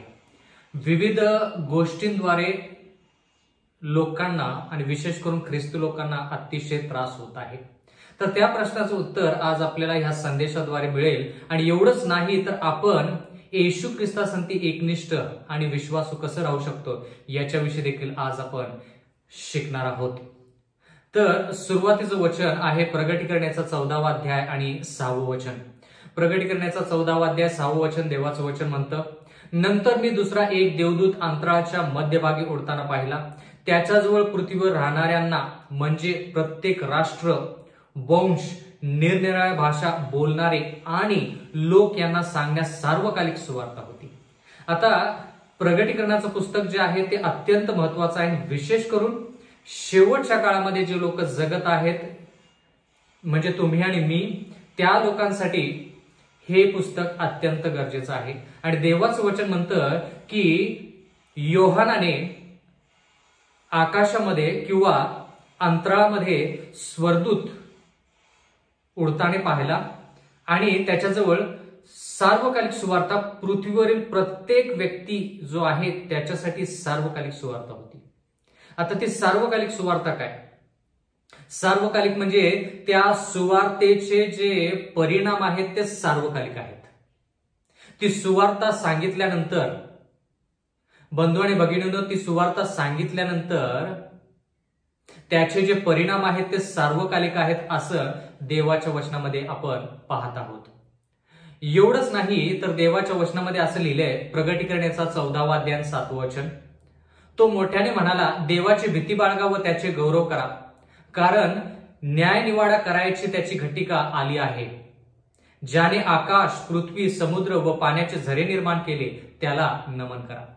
आता महत्वाचा मुद्दा ह्या ठिकाणी हा आहे की तो स्वर्गदूत जो आहे, स्वर्गदूत म्हणजे जर आपण त्याचा सखोल अभ्यास केला तर जे लोक शेवटच्या काळामध्ये सुवार्ता सांगतील, लोकांना अंधकारातून प्रकाशात आणतील, जे लोक देवाची सुवार्ता सांगतील त्यांना स्वर्गदूत म्हटलेलं आहे. तर ह्या ठिकाणी देवाचे लोक काय संदेश देत आहेत? ते असं म्हणत आहेत की देवाची भीती बाळगा व त्याचे गौरव करा. आता देवाची भीती बाळगा आणि त्याचे गौरव करा, कारण न्यायनिवाडा करायची त्याची घटिका आली आहे. आता देवाची भीती बाळगणे म्हणजे काय? देवाचं भय बाळगणे म्हणजे काय? ह्याच्याविषयी आपण थोडं शिकूया. कारण की का शेवटच्या काळामध्ये जगत असताना आपण जास्तीत जास्त रित्या देवासंती विश्वासू कसं राहू याच्याविषयी आजचा संदेश आहे. म्हणजे त्रास संकटामध्ये देखील आपण देवासंती विश्वासू कसं राहू शकतो, आपल्याला प्रोत्साहन कसं मिळेल याच्याविषयीचा आजचा संदेश आहे. आणि ते त्रास संकट आपल्या आयुष्यामध्ये का आहेत? तर याच्यासाठी आपण उत्पत्तीचा 22वा अध्याय आणि 1 पासून पुढे जर वचन वाचली तर आपल्याला कळेल की देवाची भीती बाळगणे म्हणजे काय, देवाचं भय म्हणजे काय. या ठिकाणी लिहिलेलं आहे उत्पत्तीचा 22वा अध्याय आणि 1 वचन, ह्या गोष्टी घडल्यावर असे झाले की देवाने अब्रामाला कसोटीस लावले. म्हणजे देवाने अब्रामाची परीक्षा पाहिली. आता काय परीक्षा पाहिली? असं लिहिलंय, त्याने अब्रामा अशी हाक मारली तेव्हा अब्राम म्हणाला, काय आज्ञा? म्हणजे अब्राहम देवाच्या आज्ञेमध्ये इतका होता की ज्या वेळेस देवाने त्याला हाक मारली अब्रामा, त्यावेळेस अब्राम देवाची वाणी ऐकण्यासाठी आणि त्यानुसार चालण्यासाठी तत्पर होता, तयार होता. तर आज्ञा काय? देवाने अब्रामाला आज्ञा काय दिली? ह्या घटनेविषयी आपण खूप वेळेस विचार केलेला आहे, पण आज आपण पाहणार आहोत की देवाची भीती बाळगणे म्हणजे काय. कारण की प्रगटीकरण 14वा अध्याय जो आहे तो शेवटच्या काळातला 3 स्वर्गदूतांचा संदेश आहे आणि त्याच्यामध्ये पहिला स्वर्गदूत म्हणत आहे की देवाची भीती बाळगा आणि त्याचे गौरव करा, कारण न्यायनिवाडा करावयाची घटिका आली आहे. आता भीती बाळगणे म्हणजे काय? उत्पत्ती याचा 22वा अध्याय आणि 2रं वचन. देव म्हणाला, तुझा पुत्र, तुझा एकुलता एक प्रिय इसहाक ह्याला घेऊन मोरिया देशात जा आणि मी तुला सांगेन त्या डोंगरावर त्याचे होम अर्पण कर. आता देवाने अब्रामाला एक आज्ञा दिलेली आणि ती आज्ञा म्हणजे तुझा एकुलता एक पुत्र. आता आपण जर विचार केला तर अब्रामाला इसाका व्यतिरिक्त आणखीन एक पुत्र होता, तो इश्माईल. पण जो वचनदत्त पुत्र होता तो इसहाक होता. म्हणून देव म्हणाला की तुझा एकुलता एक पुत्र इसहाक, ज्याच्यावरती अब्राम पूर्ण अंतकरणाने प्रेम करायचा, त्या इसहाकाला देव म्हणतो की मोरिया डोंगरावरती जाऊन त्याचं तू होम अर्पण कर. म्हणजे पित्याला सांगत आहे की तू पुत्राला घे, तुझा एकुलता एक पुत्र जो तुला वृद्धपा काळामध्ये मिळालेला आहे, वृद्ध अवस्थेमध्ये तुला तो पुत्र मिळालेला आहे, तो पुत्र तू घे, मोरिया देशामध्ये जा, मोरिया डोंगरावरती जा आणि त्या डोंगरावरती जाऊन तू इसहाकाला होम अर्पण म्हणून त्याचं बलिदान कर. आता ज्या वेळेस पित्याने ह्या सर्व गोष्टी ऐकल्या त्यावेळेस त्याच्या अंतःकरणामध्ये कोणकोणते विचार आले असतील? देवाने ह्या ठिकाणी असं सांगितलेलं नाही की इसहाकाला घे आणि त्याला माझ्या सेवेसाठी तयार कर किंवा माझ्या सेवेसाठी त्याचं समर्पण कर. ह्या ठिकाणी देव अब्रामाला म्हणत आहे की तुझा एकुलता एक पुत्र जो आहे तो मला होम अर्पण म्हणून पाहिजे. आता होम अर्पण म्हटल्यानंतर अब्रामाच्या मनामध्ये, त्याच्या अंतःकरणामध्ये कोणकोणते विचार आले असतील? जर आपण लेवी या पुस्तकामध्ये पाहिलं की होम अर्पण कसं केलं जायचं तर त्या ठिकाणी आपल्याला कळेल की होम अर्पण ज्यावेळेस केलं जातं त्यावेळेस तर कोकरू जे असतं त्या कोकराला वेदीवरती, म्हणजे वेदीवरती लाकडं रचून त्या लाकडांवरती ते कोकरू ठेवलं जायचं, त्या कोकऱ्याला वधलं जायचं. एवढंच नाही तर बंधू आणि भगिनींनो, ते कोकरू जे आहे त्याचे शरीराचे जे अवयव आहेत ते वेगवेगळे केले जायचे. म्हणजे थोडक्यात त्याची चिरफाड केली जायची आणि त्याचं रक्त वेगळं केलं जायचं, चरबी जी आहे ती वेगळी केली जायची, त्याचे शरीराचे प्रत्येक अवयव जे आहेत ते वेगळे केले जायचे. एवढंच नाही बंधू आणि भगिनींनो, तर आपण त्या ठिकाणी असंही वाचू की ती जी चरबी आहे ती चरबी घ्यायची आणि पवित्र स्थान जे आहे किंवा लोकांची जी वस्ती आहे त्याच्या वस्तीच्या बाहेर जाऊन ती जाळायची. म्हणजे थोडक्यात ते जे बलिदान आहे ते बलिदान फक्त कोकऱ्याचं वध करून त्याचा प्राण घेणे नाही, तर त्याचे जे शरीराचे अवयव आहेत ते बाजूला करायचे, मग त्याच्यावरती अग्नीचा वर्षाव व्हायचा आणि देव त्या अर्पणाला स्वीकार करायचा. म्हणजे होम अर्पण करताना या सर्व गोष्टींविषयी विचार करायचा. म्हणजे होम अर्पण म्हणजे विशिष्टरित्या ते होम अर्पण केलं जायचं. मग देव ज्या वेळेस अब्रामाला म्हणाला की इसहाक मला होम अर्पण म्हणून पाहिजे, तर एवढे सर्व विचार त्या पित्याच्या अंतःकरणामध्ये आले. बंधूंनी भगिनींनो, तुम्ही जरा कल्पना करा की तुमच्या घरामध्ये जर लेकरं आहेत आणि जर देवाने तुम्हाला अशी आज्ञा केली शेवटच्या काळामध्ये की तुम्ही तुमचं लेकरू जे आहे ते होम अर्पण म्हणून अर्पायचं, तर तुमच्या अंतःकरणामध्ये कोणते विचार जातील?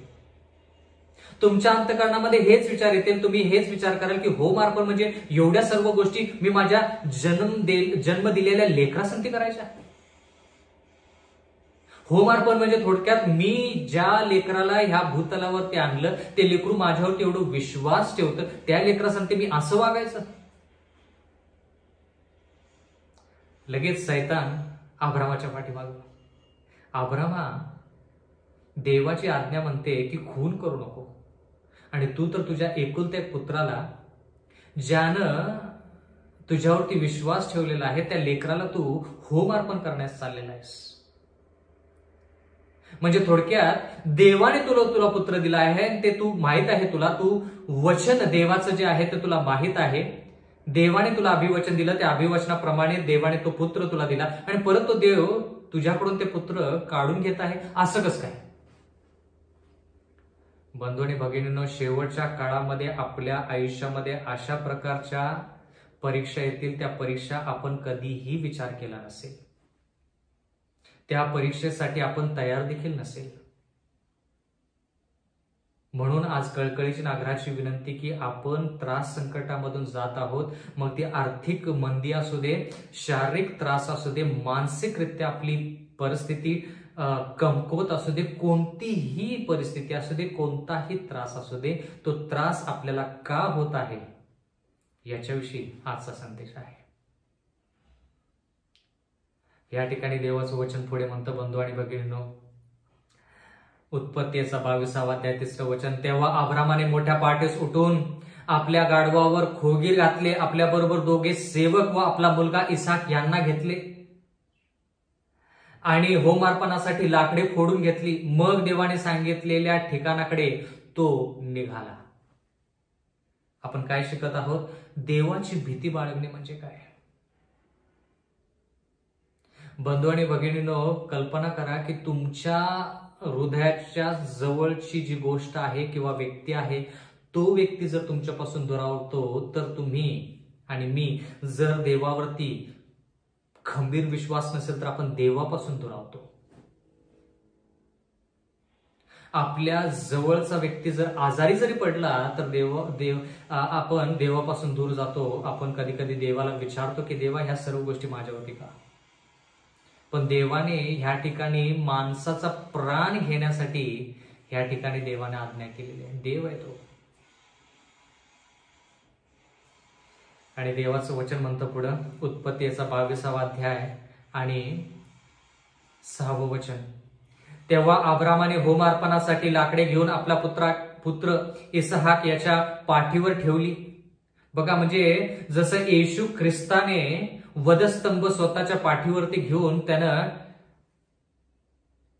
वधस्तंभाच्या ठिकाणी वाटचाल केली, तसंच ह्या ठिकाणी देवाने अब्रामाला दाखवलं की अब्रामा, तू जसं तुझ्या लेकराची काळजी करतोस आणि तुझ्या लेकराला बलिदान कर म्हणून सांगितल्यावर वेळेस तुला ज्यावेळेस तसा त्रास झाला तसा मलाही त्रास झाला. हे देवाला फक्त अब्रामालाच सांगायचं नाही तर पूर्ण जगाला सांगायचंय. आपल्या हाती विस्तव व सुरा घेतला आणि ते दोघे बरोबर चालले. म्हणजे होम अर्पणासाठी लाकडं पाहिजेत, होम अर्पणासाठी वेदी पाहिजे, विस्तव पाहिजे, सुरा पाहिजे, या सर्व गोष्टीची तयारी. बंधू आणि भगिनींनो, तुम्ही आणि मी कल्पना करू शकतो का की आजच्या काळामध्ये ह्या सर्व गोष्टी जर देवाने आपल्याला करण्यास सांगितल्या तर आपण त्या करू का?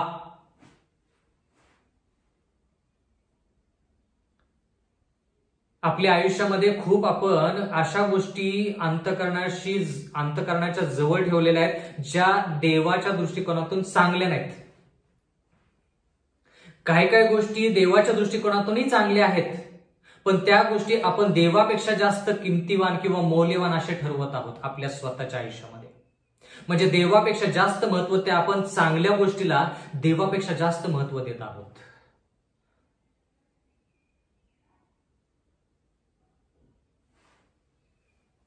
खूप वेळेस लोकांना वाटतं की ख्रिस्ती आयुष्य म्हणजे, त्या ख्रिस्ती आयुष्यामध्ये सुख नाही, समाधान नाही, प्रत्येक वेळेस त्रास, संकट, रडणं, शोक, क्लेश, कलह.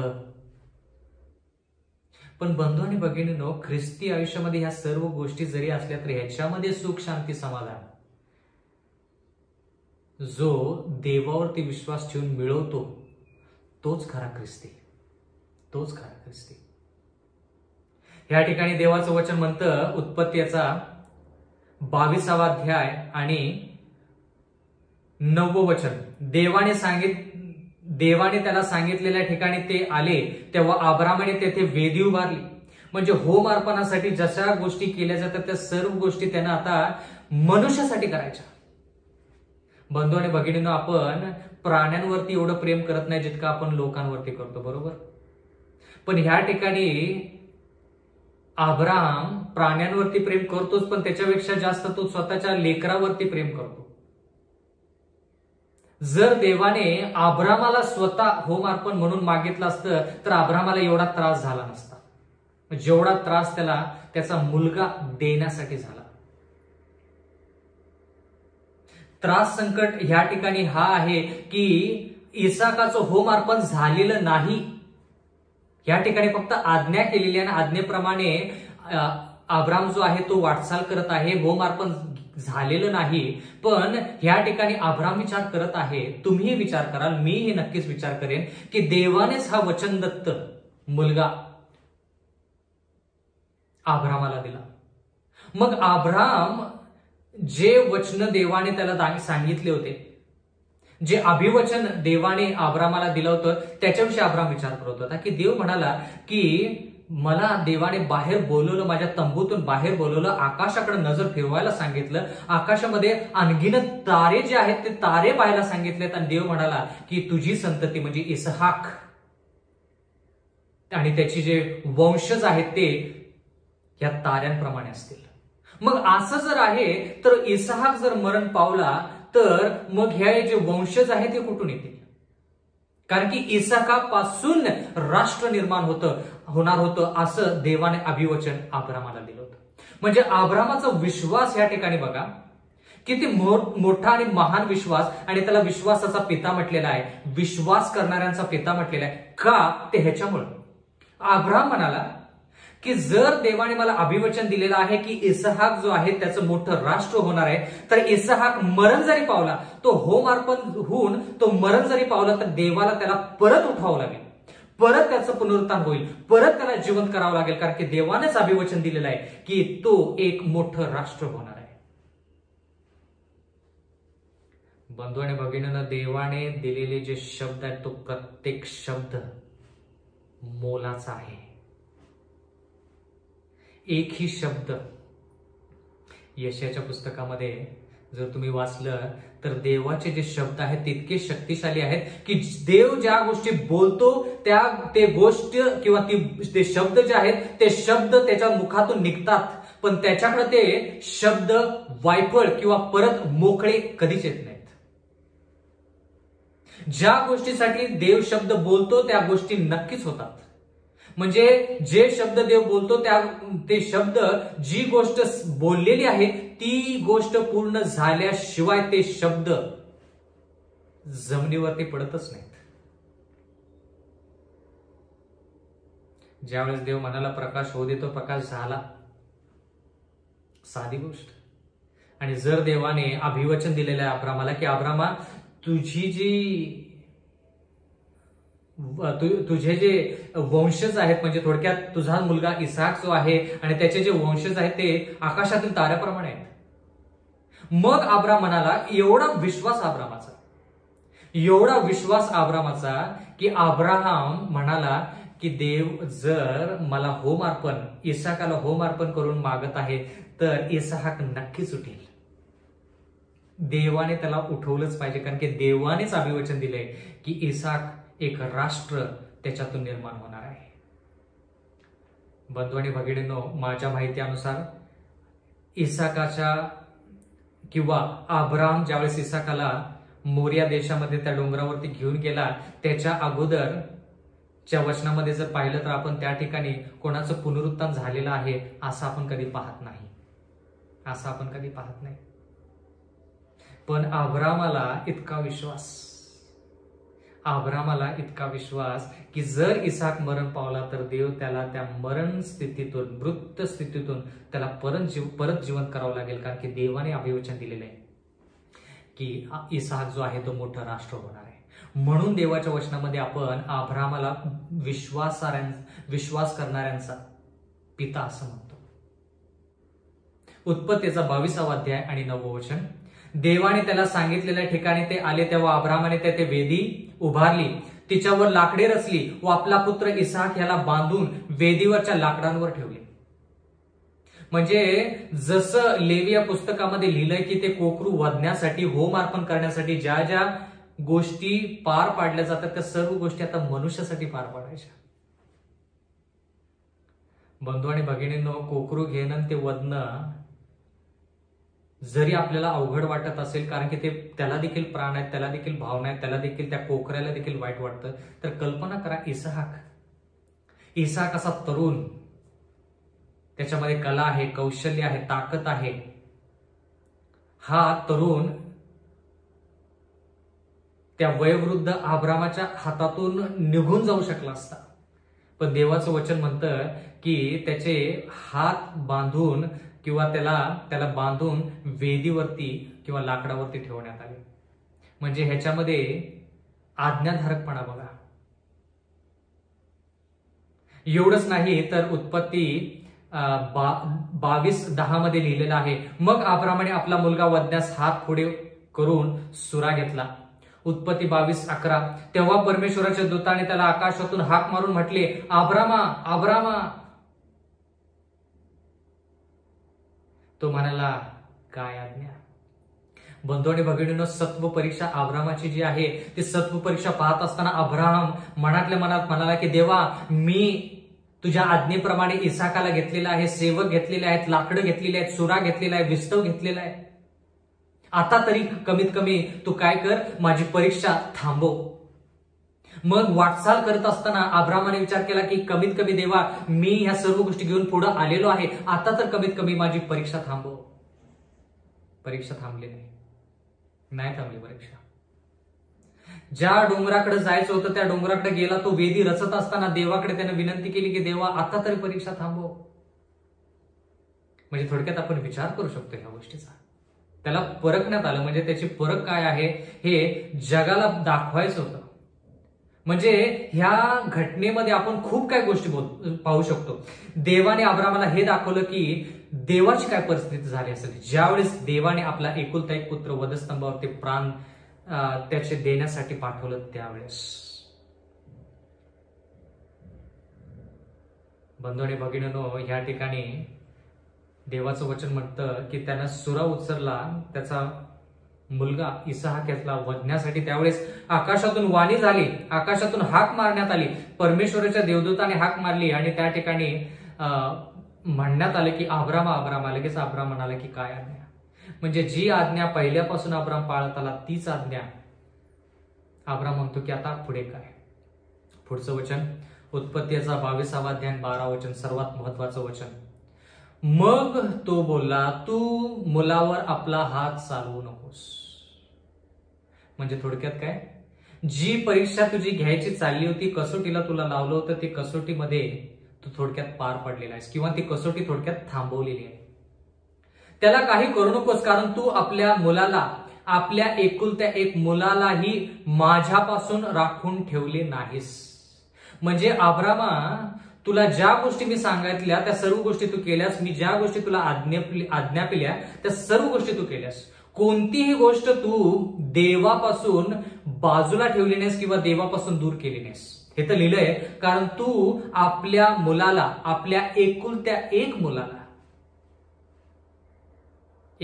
मुलालाही माझ्यापासून राखून ठेवले नाहीस. म्हणून आता पुढचं जे वाक्य आहे त्याच्यावरून आपल्याला कळेल की देवाची भीती बाळगणे म्हणजे काय. हे तर लिहिलंय, ह्यावरून तू देवाला भिवून चालणारा आहेस हे मला कळाले किंवा कळले. बंधू आणि भगिनींनो, देवाच्या वचनामध्ये आपण असं पाहत आहोत की देवाला भिवून चालणे म्हणजे देवाच्या आज्ञेत राहणे. कारण की देवाचं वचन ह्या ठिकाणी म्हणत आहे, ह्यावरून तू देवाला भिवून चालणारा, म्हणजे देवाची भीती बाळगणे म्हणजे त्यानं सर्व ज्या गोष्टी सांगितल्या त्या सर्व गोष्टी करणे, त्याला म्हणायचं भीती बाळगणे. अब्रामाने इसाकाचा खून नाही केला. अब्रामाने इसाकाला होम अर्पण करण्यासाठी ज्या गोष्टी करायच्या होत्या त्या गोष्टी देवाच्या आज्ञानुसार केल्या. कायनने हाबेलचा खून केला, त्या ठिकाणी वेदी बांधण्यात आली नाही, त्या ठिकाणी लाकडं रचण्यात आली नाही, त्या ठिकाणी हाबेलला बांधून त्याच्यावरती ठेवण्यात आलं नाही, त्याचा खून करण्यात आला. म्हणजे थोडक्यात काय, ज्या गोष्टी देवानं सांगितलेल्या नाहीत आणि त्याप्रमाणे आपण वाटचाल करत नाहीत, त्या गोष्टी जर आपण करत नाही तर देवाच्या आज्ञेमध्ये आपण नाही. त्या ठिकाणी कायनला असं सांगितलं नव्हतं की हाबेलला तू होम अर्पण म्हणून दे, पण हाबेलचा मृत्यू झाला, त्याला देखील त्या ठिकाणी वधण्यात आलं. पण ते वधन वेगळं आणि हे वधन वेगळं. ह्या ठिकाणी देव म्हटला की होम अर्पण म्हणून, म्हणजे जेवढं मी तुझ्याकडं हा मुलगा मागत आहे तितकंच काय महत्वाचं आहे की तू होम अर्पण कसं करतोस हे तितकंच महत्वाचं आहे. बंधू आणि भगिनींनो, आपल्या आयुष्यामध्ये जर आपण पाहिलं तर आपण अब्रामासारखे आहोत का आपण इसाकासारखे आहोत? काही लोकांची परिस्थिती अब्रामासारखी झाली असेल. तुमच्या आयुष्यामध्ये त्रास संकट तुमच्या घरातल्या लोकांमुळे आले असतील आणि म्हणून तुमची परिस्थिती अब्रामासारखी झाली असेल. बंधू आणि भगिनींनो, असे झालं असेल की काही लोक जे आपल्यामध्ये आहेत ते संदेश जे ऐकत आहात, तुमची परिस्थिती इसाकासारखी झाली असेल. तुमच्या स्वतःवरती ते त्रास आले असतील आणि म्हणून जेवढं होम अर्पण कसं करायचं अब्रामाला माहिती, तसंच होम अर्पण म्हणजे काय इसाकाला देखील माहिती आहे. म्हणजे ज्यावेळेस वेदीवरती इसाकाला ठेवण्यात आलं त्यावेळेस अब्रामाला देखील माहित आहे की इसाकाचं काय होणार आणि इसाकाला देखील माहित आहे की त्याचं काय होणार. तरी देखील दोघंही एकमेकाला आज्ञाधारक आणि देवाच्या समोर देखील आज्ञाधारक. त्याला म्हणायचं देवाची भीती बाळगणे. आता थोडस याच्यावरती विचार करूया बंधू आणि भगिनींनो. होम अर्पण म्हणून का मागितलं? त्या ठिकाणी वेगवेगळे अर्पण आहेत, शांतार्पणे आहे, पेयार्पणे आहेत, बाकीचे अर्पणे आहेत, पण देवानं इसाकाला होम अर्पण म्हणून मागितलं. होम अर्पण म्हणजे काय बंधू आणि भगिनींनो, की फक्त वधायचंच नाही तर पूर्णपणे चिरफाड. म्हणजे देव तुमच्या आणि माझ्या आयुष्यामध्ये आपलं आयुष्य जे आहे ते होम अर्पण म्हणून मागत आहे. येशू ख्रिस्त ज्यावेळेस या वधस्तंभावरती प्राण देता झाला त्यावेळेस त्यानं त्याचं सर्वस्व आपल्यासाठी दिलं. म्हणजे देवाची इच्छा आहे की आपण जर वेदीवरती आपलं आयुष्य वेचून देवाला द्यायचं आहे, आपलं आयुष्य समर्पित करायचं आहे, आपण स्वतःला यज्ञ म्हणून देवासमोर जर अर्पायचं असेल तर देव चिरफाड करेल आणि प्रत्येक गोष्ट जी आपल्या आयुष्यामध्ये आपल्या गरजेची नाही किंवा देवाच्या विरोधात आहे त्या सर्व गोष्टी तो काढून घेईल. प्रत्येक गोष्ट. मला माहित नाही की तुमची परिस्थिती काय आहे, पण मी खूप कुटुंबामध्ये आता सध्या पाहत आहे, ख्रिस्ती कुटुंबामध्ये, की त्रास संकट एखाद्या व्यक्तीवरती आलं की चारी बाजूला एकाच वेळेस आणि मग त्या त्रास संकटामध्ये तो व्यक्ती म्हणतो की हा त्रास संकट पार पाडू का तो, कोणत्यातून निभावून जाऊ मी स्वतःला. आणि बंधू आणि भगिनींनो, ह्या ठिकाणी होम अर्पण म्हणजे फार महत्वाचा विषय आहे हा, की प्रत्येक अवयव बाजूला करायचं. म्हणजे देव ह्या ठिकाणी आपल्याला हे सांगत आहे बंधू आणि भगिनींनो, की जी गोष्ट आपल्यासाठी सार्वकालिक जीवनासाठी धोकादायक आहे ती प्रत्येक गोष्ट देव काय करत आहे, आपल्या आयुष्यातून काढून घेत आहे. प्रत्येक गोष्ट. म्हणून देवाचं वचन म्हणतं की आपण त्याच्या आज्ञेमध्ये राहिलं पाहिजे, म्हणजे भीती बाळगली पाहिजे. म्हणजे थोडक्यात होम अर्पण जसं केलं जातं, जसं वेगवेगळ्या गोष्टी ज्या आपल्या शरीरामध्ये आहेत, आपल्या आयुष्यामध्ये आहेत, त्या सर्व ज्या गोष्टी ज्या आहेत, ज्या आपल्या आयुष्यामध्ये आहेत, त्या वेगळ्या करून प्रत्येक गोष्ट देवासाठी आहे का नाही पाहिजे. आणि त्याच्यासाठी होम अर्पण ही कल्पना फार महत्वाची आहे. प्रियजन हो, ज्यावेळेस या सर्व गोष्टी अब्रामानं पार पाडल्या त्यावेळेस देव म्हणाला, आता मला कळालं की तू देवाला भिवून वागणारा व्यक्ती आहेस. म्हणजे थोडक्यात तू देवाची भीती बाळगतोस. ह्या ठिकाणी लिहिलेलं आहे, तो मोठ्याने म्हणाला, देवाची भीती बाळगा व त्याचे गौरव करा. आता ह्या ठिकाणी भीती बाळगा असं लिहिलेलं आहे. स्तोत्र संहिता 111:10 मध्ये लिहिलेलं आहे, परमेश्वराचे भय ज्ञानाचा आरंभ होय. परमेश्वराचे भय ज्ञानाचा आरंभ होय. त्याप्रमाणे जे वर्ततात व सर्वांना सुबुद्धी प्राप्त होते त्याचे स्तवन सर्व काळ चालते. म्हणजे देवाचं वचन म्हणतं की जे लोक देवाचं भय बाळगतात त्यांना ज्ञान प्राप्त होतं, आणि जे लोक देवाच्या वचनानुसार त्यांचं वर्तन आहे, देवाचं वचन म्हणतं की त्यांचे स्तवन सर्व काळ चालते. प्रियजन हो, शेवटच्या काळामध्ये जगत आहोत, आणि शेवटच्या काळामध्ये देवाची भीती बाळगणे म्हणजे सर्वस्व वेदीवरती ठेवणे, त्याला म्हणायचं भीती बाळगणे. आणि देवाने सांगितलेल्या मार्गामध्ये त्या सर्व गोष्टी पार पाडणे, त्याला म्हणायचं भीती बाळगणे.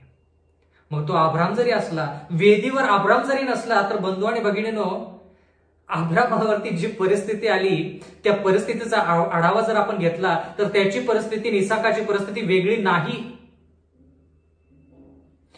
अब्रामाची परिस्थिती जणू काय तो स्वतः वेदीवरती आहे आणि त्याचं होम अर्पण होत आहे, अशी परिस्थिती त्याच्यावरती. म्हणून देव म्हणाला की अब्राम, आता मला कळालं की तू देवाला भिवून वागणारा व्यक्ती आहेस, म्हणजे तू देवाची भीती बाळगतोस.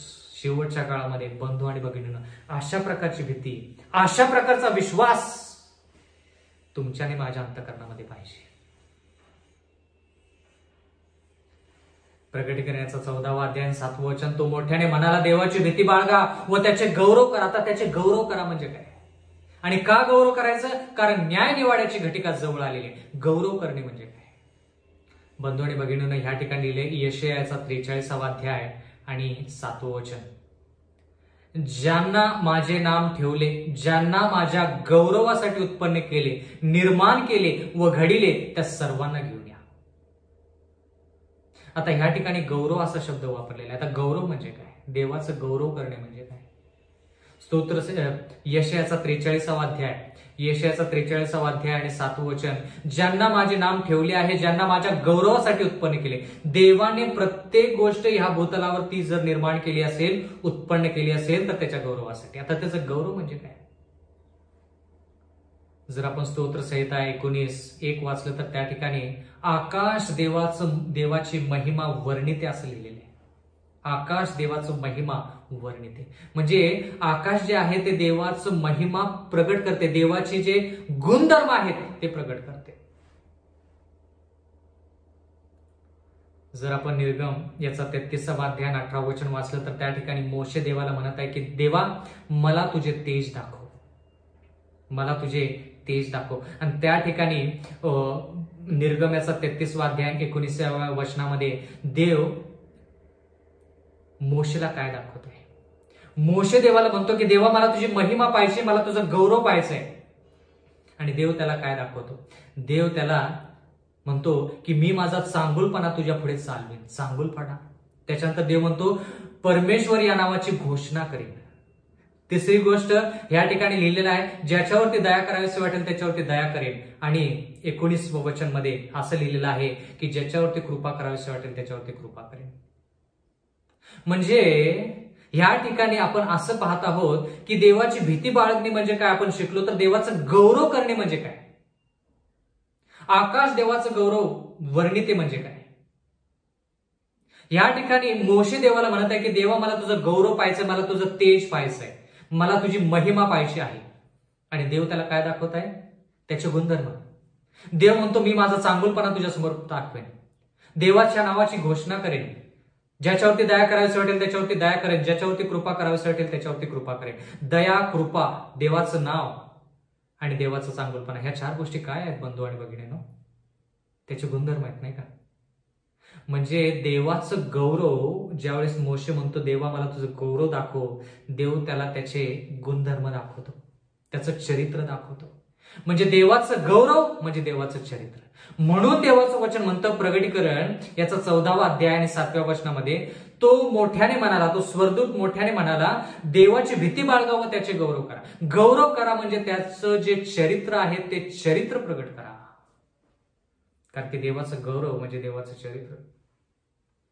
आकाश देवाचं गौरव, देवाचे गौरव वर्णिते म्हणजे थोडक्यात ह्या सृष्टीमध्ये ज्या गोष्टी देवाने बनवलेल्या आहेत त्या सर्व गोष्टी देवाचं चरित्र प्रगट करतात, देवाचे गुणधर्म प्रगट करतात. बंधू आणि भगिनी, देवाचे गुणधर्म.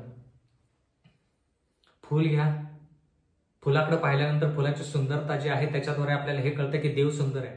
कारण की का ते फूल जे आहे ते देवाचं गौरव करते, म्हणजे देवाचं चरित्र म्हणजे देवाचे गुण प्रगट करते. आणि त्याच्यावर आपल्याला कळतं की देव सुवासिक आहे आणि देव सुंदर आहे. डोंगराकडे बघितल्यानंतर देवाचे कोणते गुण त्या डोंगरामध्ये दिसतात? डोंगर जसा शक्तिशाली आहे तसा आपला विश्वास अटळ असला पाहिजे, शक्तिशाली असला पाहिजे, विशाल असला पाहिजे. मग त्याच्यानंतर त्या शक्तीला पाहून, डोंगराकडे पाहून आपल्याला कळतं की देव शक्तिशाली आहे. बंधू आणि भगिनींनो, देवाचं वचन म्हणतं की देवाने मनुष्याला याच्यासाठी निर्माण केलं की आपण त्याचं गौरव करावं. त्याची गाणी आपण गातो, त्याचं वचन आपण ऐकतो, त्याचं वचन आपण सांगतो, त्याची भक्ती करतो, अर्पण देतो, दशांश देतो, या सर्व गोष्टी बरोबर. पण जोपर्यंत आपण त्याचं चरित्र प्रगट करत नाही तोपर्यंत आपण खऱ्या अर्थानं देवाचं गौरव करत नाही. देवाचं गौरव करत नाही. कल्पना करा, तुम्ही माझ्यासाठी विचार करा की आपण बाकीच्या सर्व गोष्टी करतो, पण त्याचे जे चरित्र आहे, त्याचे जे गुणधर्म आहेत ते जर आपल्याद्वारे प्रगट होत नाहीत तर बाकीच्या गोष्टी करून फायदा काय? सार्वकालिक जीवनामध्ये चरित्र पाहिलं जातं. बंधू आणि भगिनींनो, देवाचं चरित्र ज्यावेळेस आपल्या आयुष्यामध्ये प्रगट होईल, ज्यावेळेस आपण देवाची भीती बाळगू, म्हणजे सर्वस्व वेदीवरती ठेवू, ज्यावेळेस त्याचं चरित्र आपण आत्मसात करू, ज्यावेळेस त्याच्यासारखे आपण चरित्रानुसार होऊ, त्यावेळेस येशू ख्रिस्त येईल आणि म्हणेल की न्याय निवाडा जो आहे त्याच्यामध्ये तू तू पास झालेला आहेस, तू पार पाडलेला आहेस तो न्याय निवाडा. बंधूंनी भगिनींनो, आपण या न्याय निवाड्यामध्ये पार पडण्यासाठी किंवा पास होण्यासाठी देवाला दुसरा पर्याय नाही. देवाला जर पाहिजे की आपण त्याच्या आज्ञेमध्ये राहिलं पाहिजे, वेदीवरती आपलं सर्वस्व ठेवलं पाहिजे, त्याचं चरित्र जर आपण प्रगट केलं पाहिजे तर आपल्या आयुष्यामध्ये त्रास संकट पाहिजेत. एक व्यक्ती सांगा जो ख्रिस्ती आयुष्य जगला त्याला आयुष्यात त्रास संकट झाले नाहीत? एकही नाही. मी तर असं म्हणेन, जर तुमच्या आयुष्यामध्ये त्रास संकट नाही तर तुम्ही देवाला विनंती करा आणि विचारा की देवा, माझ्या आयुष्यामध्ये त्रास संकट नाही, मी ख्रिस्ती आयुष्य जगत नाही, कृपा करून मला त्रास संकट दे. कारण की त्रास संकट आणि ख्रिस्ती आयुष्य हे वेगळं आपण कधीच करू शकणार नाही. मी हे म्हणत नाही की तुम्ही त्रास संकट ओढून घ्या, नाही, सांगण्याचा हेतू तो नाही. देवाने जर तुम्हाला त्रास संकटातून विश्रांती दिलेली आहे, देवाचे उपकार असू देत, स्तुती असू दे, पण त्रास संकट त्याच्यामध्ये सुख, शांती, समाधान ज्याला मिळते देवाच्या मदतीने, तोच खरा ख्रिस्ती. प्रियजन हो, एक विचार मांडत आहे, कृपा करून व्यवस्थित समजून घ्या. जर देवाला आपण पर्याय मार्ग दाखवला नाही की देवा मला सार्वकालिक जीवन पाहिजे, पण मी तुला माझं आयुष्य देणार नाही, पण मला सार्वकालिक जीवन पाहिजे, तर देव काय करेल की आपल्याला त्रास संकटातून घालवेल. मग ते शारीरिकरित्या आपण आजारी पडू, आध्यात्मिकरित्या आपण देवापासून जवळ येण्यासाठी देव दुसरं काहीतरी त्रास संकट आपल्या आयुष्यामध्ये आणेल, जेणेकरून आपण देवाकडे जाऊ. दुसरा पर्याय नाहीये देवाकडे, कारण की न्याय निवाड्यातून आपल्याला पार व्हायचंय. म्हणून आपण देवाची भीती बाळगली पाहिजे, त्याचं गौरव केलं पाहिजे. आणि ज्यावेळेस आपण असं करू बंधू आणि भगिनींनो, तर त्यावेळेस आपण न्याय निवाडा त्याच्यातून पार पडण्यासाठी सज्ज असू. देवाची कदापि इच्छा नाही की आपल्यामध्ये जितके लोक आहेत त्यातला एकाचाही नाश व्हावा, अशी देवाची कदापि इच्छा नाही. देवाची इच्छा आहे की सर्वांना सार्वकालिक जीवन मिळावं. आणि ज्यावेळेस आपल्याला या न्याय निवाड्यातून पार पडण्यासाठी देव मदत करेल, आपण पवित्र आयुष्य जगू, त्यावेळेस येशू ख्रिस्त येईल आणि म्हणेल, हे माझ्या विश्वासू दासा, तू माझ्या संगती स्वर्गाच्या राज्यामध्ये चल. त्या स्वर्गाच्या राज्यामध्ये आता जसा त्रास होत आहे तशा प्रकारचा त्रास नाही, क्लेश नाही, त्या ठिकाणी मरण नाही, त्या ठिकाणी कष्ट नाही, त्या ठिकाणी आपण सदोदित परमेश्वरासंगती राहणार आहोत. परमेश्वर आपणा सर्वांस आशीर्वाद देव. आमेन.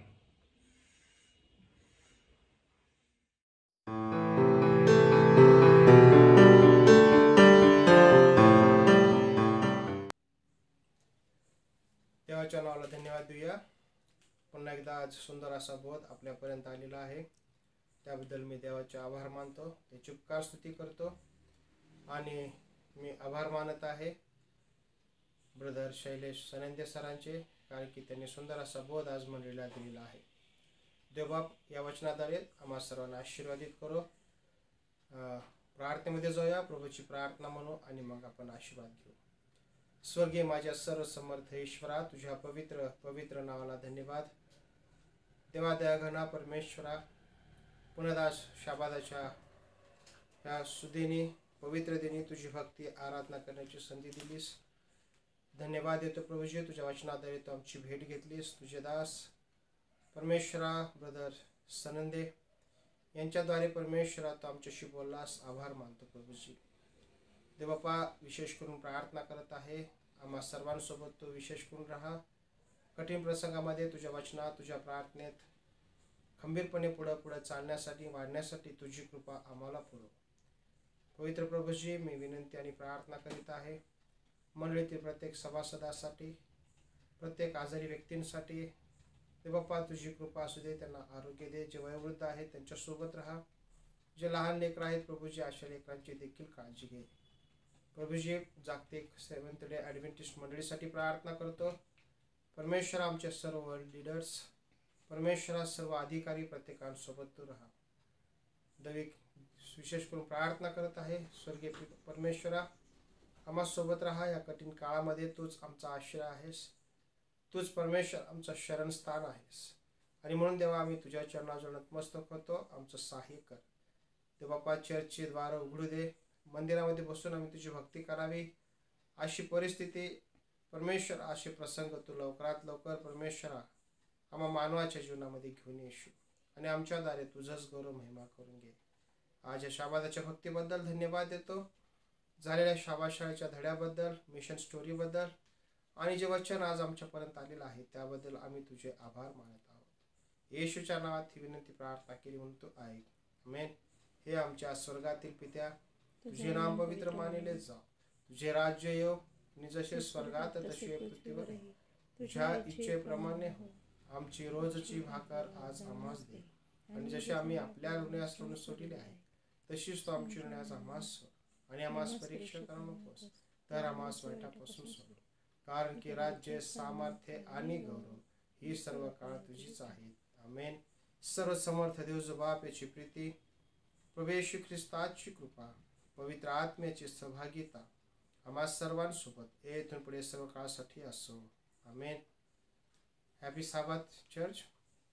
पुन्हा एकदा मी यावेळेस आभार मानत आहे elder Vilas Khandagale uncle, Mrs Asmita Khandagale aunty यांचे शाबाशाळेच्या सुंदरशा धड्याबद्दल एल्डर विलास खंडागळे अंकल यांचे आभार मानतो. त्याचप्रमाणे स्मिता आंटी यांनी मिशन स्टोरी सुंदर रीतीने घेतलेली आहे, त्याबद्दल त्यांचे सुद्धा आभार मानतो. त्याचप्रमाणे विशेष करून मी आभार मानत आहे जे आज सुंदर असं वचन ब्रदर सनंदे यांच्याद्वारे मराठी मंडळीसाठी आलेलं आहे. देवबाप त्यांच्या दासाला विशेष आशीर्वादित करो आणि आलेलं वचन आम्हा सर्वांच्या आध्यात्मिक उन्नतीसाठी लाभदायक ठरो. त्याचप्रमाणे ब्रदर सचिन कसबे यांचे सुद्धा आभार मानतो, जे आमची व्हिडिओ एडिट करून देतात. भरपूर बिझी आहेत, परंतु तरी देखील वेळात वेळ काढून ते आमचं हे म्हणणं किंवा आमची विनंती मान्य करत आहेत, म्हणून मी त्यांचे आभार मानत आहे. प्रियानो, ज्यांनी आपलं ऑफरिंग जमा केलेलं आहे, दशांश देत आहेत, त्यांचं मी ख्रिस्तामध्ये कौतुक करतो. आणि माझ्या प्रार्थना आहेत की जे काही तुम्ही देत आहात त्याहीपेक्षा देवबाप तुम्हाला अधिक देव आणि तुमच्या सर्व अडचणी, समस्या परमेश्वर दूर करो. एकमेकांसाठी प्रार्थना करा, प्रार्थनेत राहा. देवबाप तुम्हाला आशीर्वादित करो. हॅपी साबाथ. थँक्यू.